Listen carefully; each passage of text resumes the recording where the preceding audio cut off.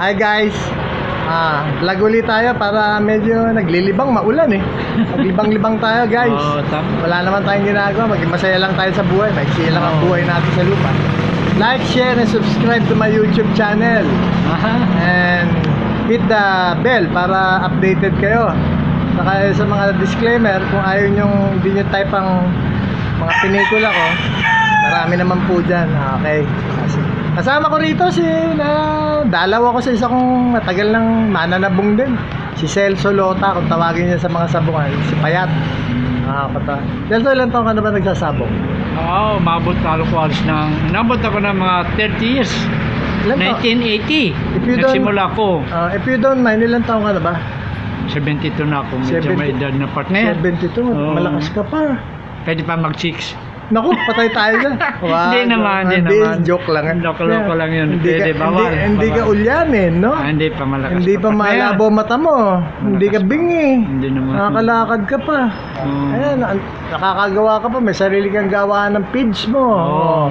Ayan. Dahil mong pang manok dito nakagala. Matanong ko nga. Dati sikat ka, active ka sa mga derby, di ba? Tamang hindi ko masyado. Wala pang wala pang banding, wala pang elimination noon eh. Wala pa noon. Diba? Bakit ka ba nawala? Nung kasikatan mo sa nung nagpapanalo ko dito sa Metro Manila, Cabuyao, San Pedro Binyang, Bulacan, Laloma, Pasay, ay inimbita ako naman sa Malaysia magsabong din. Nag-handler ko ng manok doon. Tama pala yung sabi sa akin. Kaya hinahanap kita. Nasa Malaysia ka raw. Nag-handler ka doon. Ilan taon ka sa Malaysia nag-handling? Bali, inabot din ako ng matagal. Mga 45 years. 2001 hanggang 2005. Ang tagal nun! Ang tagal. Kasi alam ko ikaw dati, alam ko naman, magaling ka mekaniko, pareho tayo, mahilig ka rin sa mabibilis na kotse. Metallier ako, sabongero pa ako. Pareho tayo, kaya nga, isa interest natin. Partner. Nandiyan pa ba yan mo, selika mo? Ano sa loob? Nandiyan sa likod na? May selika ako. May selika rin. Alam ko, magaling ho sa... May blazer din ako. Magaling ho na mekaniko to, mahilig din sa mabibilis na sasakyan to. Pakinabang kayong sa sabong noon. Kinita niya yan sa sabong. Pero sa totoo lang, ano kaibahan ng sabong ngayon sa sabong noon? Ang sabong ngayon, hindi masyadong ang competition kagaya nung una. Mataas ang competition nung una. Oo. Ngayon, hindi masyado eh. Saka parang nagbago nung magkaroon ng online. Iba na eh. Ano mas gusto mo? Traditional o yung ngayon? Yung traditional. Ako rin eh. Gusto ko. Masaya eh. Masaya. Saka, parang piyesta eh, no? Sa traditional, mapipil mo na pare-pareho kayo, walang mayaman, walang mahirap. Tama yan, no?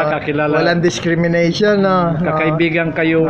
Manok-manok lang ang naglalaban, no? Pero dati nakikita ko dito yung mga taga Karaig. Yung nagtatari-tari, yung may pelikula sa yun eh. Kasi nakikita ko yan. Di ba kilala mo rin si Atty. Almario na Rainmaker? Si Atty. Almario. Kahit si Teddy Tanchanco, nakasama ko din yan. Tama. Ayun na nakikita ko nga pala rito, si TJT ba yun? TJT, TJT. Dahil ang tito niya malapit dahil din sa amin at nakikita kami noon. Ang kalakasan pa niya bago siya nagtayo ng academy. Tama. Yun, tama. Yun pala. Taga rito yun. Parang Sampalok din yun. Sabagay si mga bagatsing sa Sampalok din. Diba? Sampalok din. Marami rito na mananabog na old-timer. Si Almario, dyan din.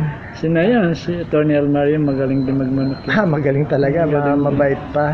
Napakabait, napaka-low profile. Sa tradition part niya, madami magagaling na breeder. Maraming tahimik dyan sa paligid. Ngayon, mas madami na. Dahil nakakatuwa. Malaking industriya na no? Malaking industriya na, saka nakaka-afford na ang tao bumili ng mamahaling manok. Mga bloodline, no? Nakakatuwa naman. Nakakatuwa na. Ngayon matanda na ako, nakikisabong pa rin ako. Ako rin. Sasabong pa rin ako. Ako, hindi na ako nagmamanok.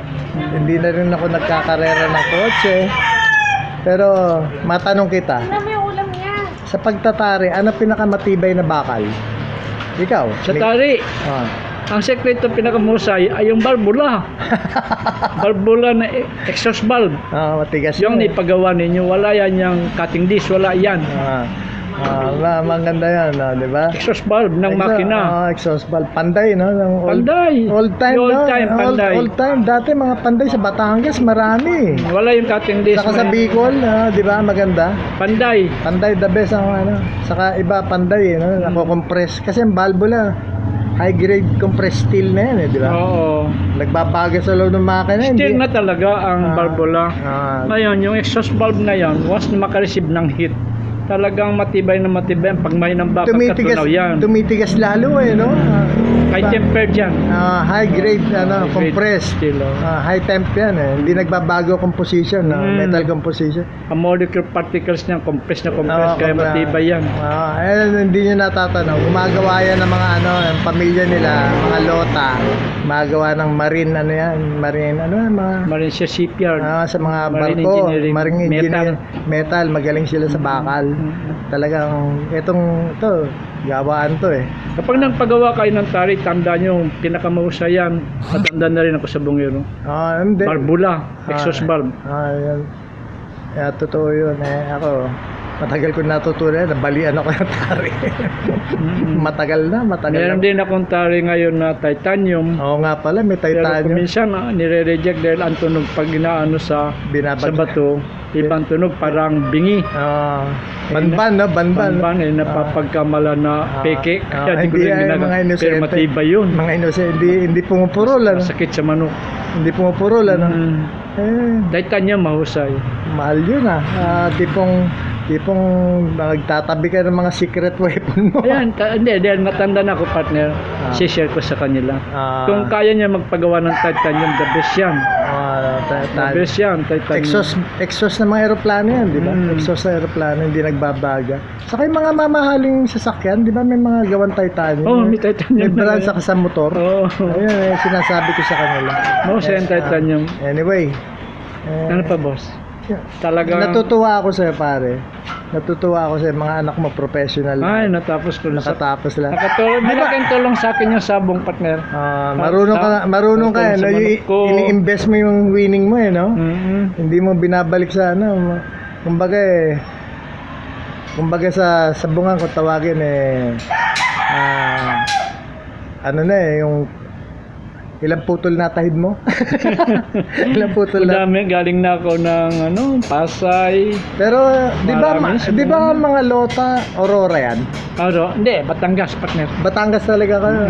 Maganda kaya pala madaming magagaling na manok dyan. Sila madaming breeder na magagaling dyan. Talaga iba. Madami magagaling ngayon kahit sa Luzon. Kahit saan no? Madami na. Ano masasabi mo sa climate change, yung inaabot na ng ngayon? Paano ginagawa mo pagka ganyan klima? Partner, pabago-bago sa stag. Pabago-bago, partner, ang klima. Kailangan una sa bagyo, labanan natin. Kailangan magagay kayo ng kakaos nyo talaga. Talaga, sayang yung manok, sayang yung kakaos. In case na magkaroon na emergency, may lalagyan kayo kagad. Sa pagka dinadala sa sabungan, paano? Para hindi magbago yung mga stag. Di ba? Tama ba pabago-bago yung stag? Pabago-bago. May kapag depende sa hard conditioning yan. Kailangan sa farm talaga i-condition sa damuhan lang. Pre-conditioning lang hanggat maaari.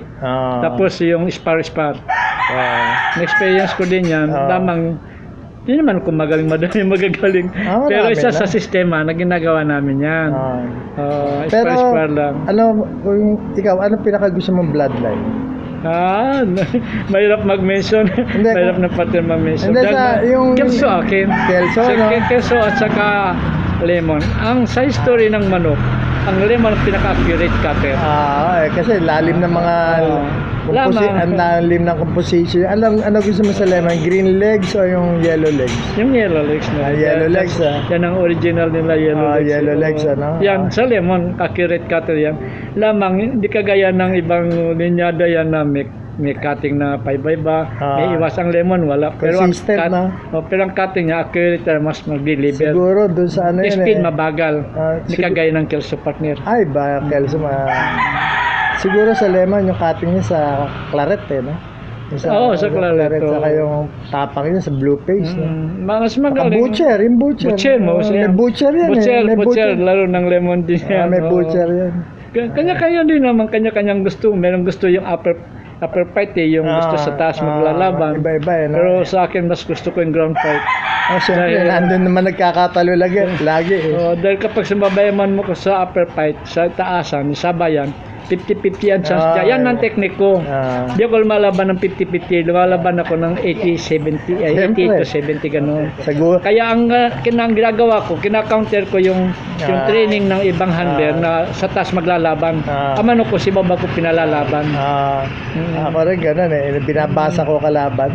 Iba-iba ang sistema. Offbeat, no? Yung offbeat, yung iba laro, no? Iba laro, hindi conventional. Yung sa akin, inaantay ko ma-outbalance ang kalaban bago mag-deliver ang manok ko. Talagang lemon.